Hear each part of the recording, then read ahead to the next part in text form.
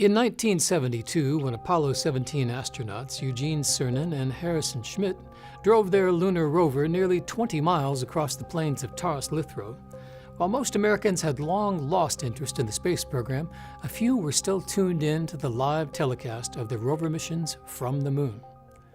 On the evening of December 13th, of the three major networks, only CBS was telecasting the live video of Apollo 17 from the moon, or they were, until NASA suddenly cut the live feed for approximately 20 minutes, when something unexpected showed up on the screens of millions of viewers.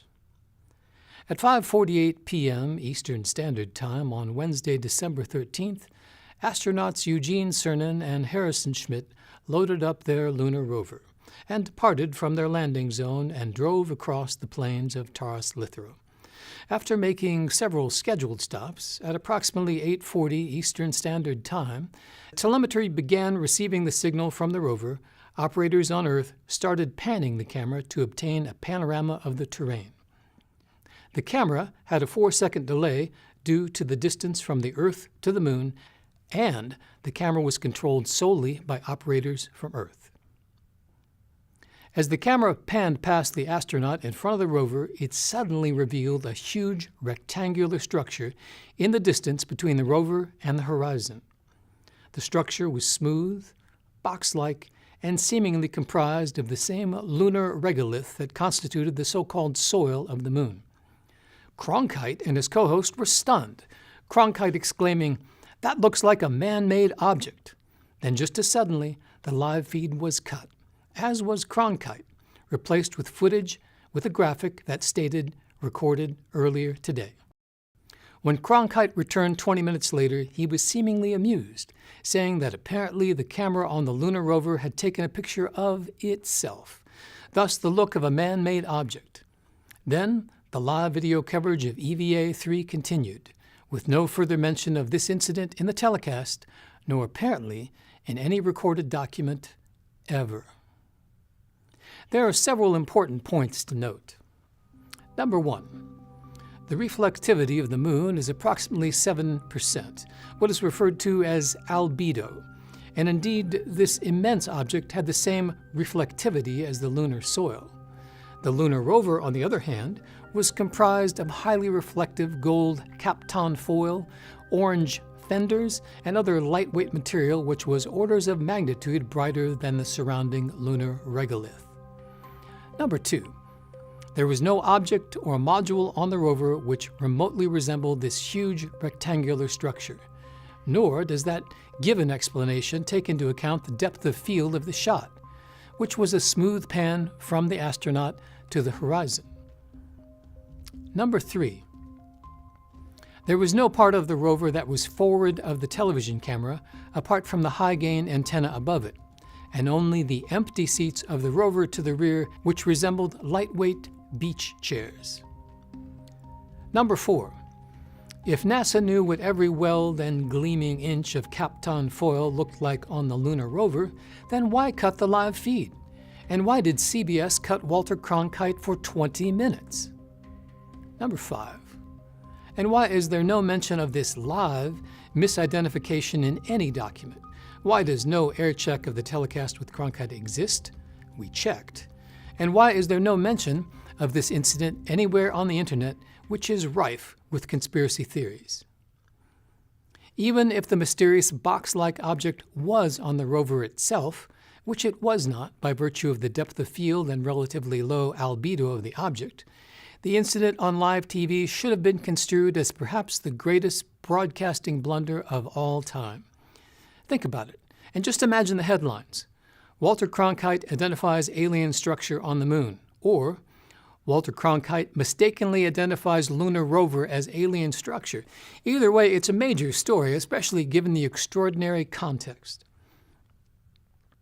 Now, let us examine a recent Disclosure Project video from Larry Warren, a former soldier with top-secret clearance, who was one of the many witnesses to the infamous Bentwaters incident, also known as the Rendlesham Forest incident, which occurred over several nights at RAF Bentwaters in England in December of 1980. And listen closely when Larry speaks of the Apollo portion of the film. we were shown a film, and they ran the film. I mean, it was just a film on a reel. It was non-narration. He did not narrate it.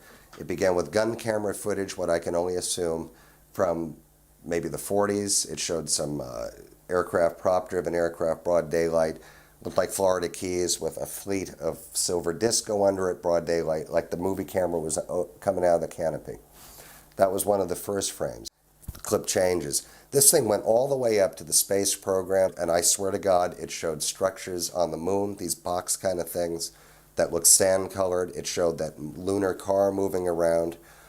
I remember those clearly because I remember being a child when all that was happening, but them at a distance pointing, astronauts pointing at these box-looking things, structured objects moving off the surface of the moon, filmed by definite Apollo missions. And what did the structures coming off the moon look like? What shape? The structures on, and I know this is the moon because it was the Apollo era, looked like a continuation of the color of the moon, but they were structured to it like huge box kind of things, very square and angular structures without windows or any kind of thing like that, but they were artificial, clearly. And they were being filmed at great, and then when there were lights and weird things on top of hills. Were they in good condition or old? Oh yeah, no, they looked pristine. And were they looked like giant shoe boxes? Any UFOs moving? Very clearly, in different scenes, where a lot of it was with the lunar car. One more time. Listen closely again to the last words Larry mentions as he's being cut off by the interviewer. Larry says they look like giant shoeboxes. And were they looked like giant shoeboxes? Any UFOs moving? Very clearly. In researching this story, we were contacted by two individuals, both with science degrees from prestigious universities, to draw what they also saw on CBS that December day long ago. They have asked to not be identified in this story. Here are their pictures.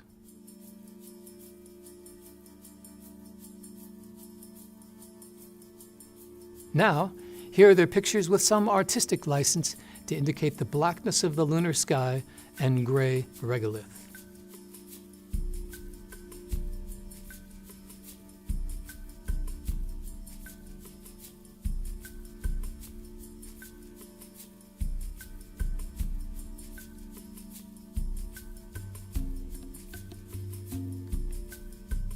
While the objects are certainly not identical, they are similar enough to indicate that indeed these witnesses were not observing any object on the lunar rover, but rather of something else entirely, perhaps even something decidedly alien.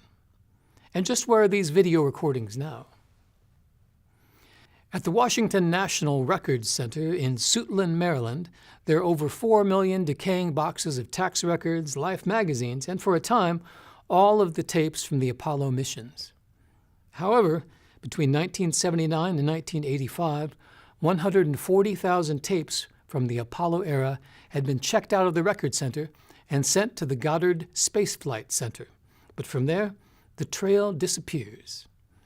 At Goddard, there is no record of the Apollo mission recordings ever being archived or even arriving.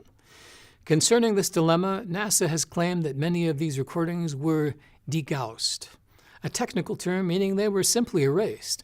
Of course, by NASA saying that these tapes no longer exist, that removes them from any legal obligations of the Freedom of Information Act. And what about any home recordings?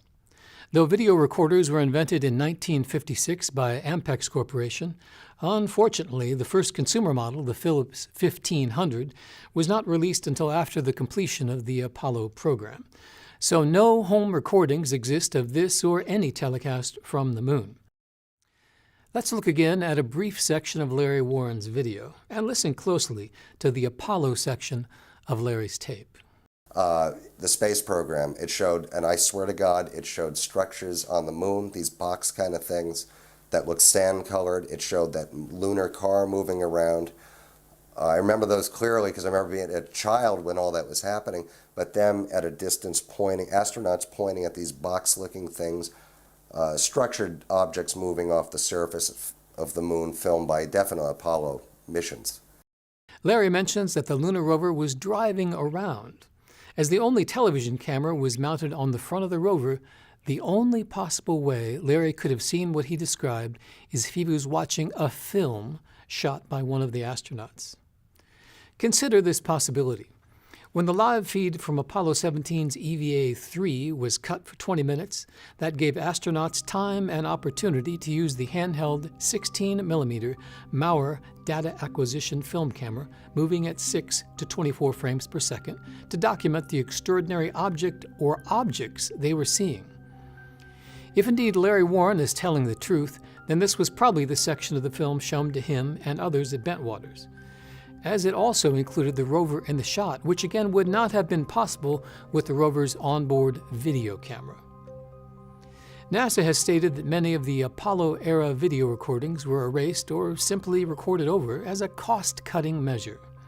However, by virtue of Larry Warren's testimony, the film from the 16mm Mauer DAC camera, also known as DAT camera, apparently still exists and is used by the NSA, the Office of Naval Intelligence, or by an as yet unknown branch of the American government, to help soldiers like Larry Warren better understand the scope and immensity of what they may have just witnessed. So let's talk about that film, or rather the film cartridges, also called magazines. The Mauer 16mm data acquisition camera was specifically designed to use film magazines, which could be quickly changed by the gloved hands of astronauts. All magazines were carefully cataloged before leaving Earth, and also upon returning to Earth. However, there's a curious lack of footage taken on the lunar surface by the crew of Apollo 17. Of the 13 film magazines used by Apollo 17, only one was actually footage taken by the crew on the surface of the moon. Magazine P, moving at 6 frames per second. Ostensibly, there was also magazine JJ, but the only information on this film magazine was that it was unused and is therefore not available from the NSSDC, the National Space Science Data Center. For comparison, Apollo 16 shot 6 magazines of 16mm film on the surface of the moon with 1 unused magazine. Now, submitted for your consideration is a brief review of the possible events during the 20-minute interruption of the CBS broadcast, Apollo 17 EVA-3 between stations 6 and 9, December 13, 1972. This based on the testimony of our 2 witnesses and on Larry Warren's Disclosure Project video. When Cernan parked the rover near the shadows of the so-called sculptured hills south of Wessex Clef and 4 kilometers northeast of the lunar module, the front of the rover and the camera were pointed 90 degrees away from the astounding scene the astronauts were witnessing. With telemetry restored, and before astronauts could warn them, ground control in Houston began panning the video camera and stopped cold on the astounding object, now being televised all over America. Seconds later, the live feed was cut.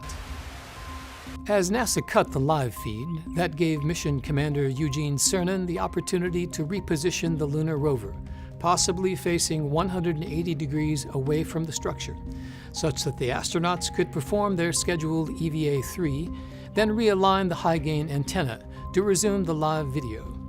At the same time, Harrison Schmitt documented the event with the 16mm Mauer data acquisition film camera, capturing images of the rover moving in the shot, Cernan at the rover controls in the left-hand seat, and the anomalous lunar structure seen behind the rover. Though this summary is conjecture, the commanders for the Apollo missions 15 through 17 were always the drivers of the lunar rover. So, if Larry Warren's account is accurate, Cernan was the driver, and as Larry Warren described seeing the rover in motion, by simple deduction we know that Harrison Schmitt would have shot the 16mm film, a section of which was purportedly shown at RAF Bentwaters. And just a word about NASA.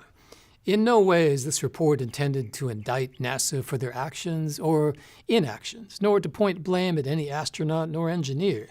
These were the true American heroes and pioneers of the 60s and 70s. And neither are we saying that Walter Cronkite was part of some sort of cosmic conspiracy. He probably believed exactly what NASA was telling him. And why wouldn't he? If the revered institution of NASA had the formidable technical prowess to put men on the moon, then it can also recognize a module on the rover down to 1/100 of a centimeter. End of story. And on the subject of Walter Cronkite, when the most trusted man in America waves his hand like a Jedi mind trick and says there's nothing to see here, it was just a module on the rover. It represents a kind of collective societal acquiescence to the wisdom and perceptions of those we anointed as our broadcast journalists. In those early decades of television, these few men digested the confluence of complicated news events so we could passively watch, listen, and simply live our small lives. As Walter Cronkite would always end his nightly newscasts by saying, "And that's the way it is." And we believed him every time. And maybe Walter did too. If these events, as described, are even remotely accurate, then, in defense of NASA, it could have been profoundly ill-advised for them to make such a disturbing disclosure at the potential cost of global destabilization back here on Earth. This according to the 1960 NASA Commission Brookings Institute report. And good luck to the stock market, retirement accounts, the dollar itself, let alone religions all over the world. Chaos could have ensued. So the cover story for Apollo 17's EVA-3 was probably a great kindness to the nation and to the world. But again, that was well over 4 decades ago. We live in a completely different world now. As of this report, it's been over 4 decades since the last astronaut, Eugene Cernan, left the surface of the moon. And Apollo 17's EVA-3 was the final journey of our Apollo astronauts. As to the future of the exploration of the moon, well, the Soviets have plans to return cosmonauts to the moon in 2030. But the United States, shockingly, has no plans to revisit our sister world. This apart from a relative abundance of lunar helium-3 and the fact that we have explored only an infinitesimal portion of its 14.5 million square miles. It's time to remove one of truth's protective layers, even if that truth has us confronting yet greater truths, possibly even disturbing truths, as well as yet more questions about ourselves as citizens of the Earth, the history of the American space program, and for our own place in the galaxy in which we all reside. Of the probable millions who are viewing the third EVA of Apollo 17 on that December evening long ago, only a few thousand remain. And perhaps you are one of those. And perhaps you were also confused by the extraordinary lunar object you witnessed, or simply confused as to why anyone would cut off Walter Cronkite in mid-sentence. Nobody cuts off Walter Cronkite. It made no sense then, but the total absence of any video or audio recordings or written documentation of this colossal broadcast blunder, if that's what it was, makes perfect sense, but only if there's something to hide forever. We dedicate this video to the memory of Neil Armstrong, to the surviving Apollo astronauts and their families, and to the 450,000 Americans who put 12 men on the moon and returned them safely to Earth. It's time to remove one of truth's protective layers.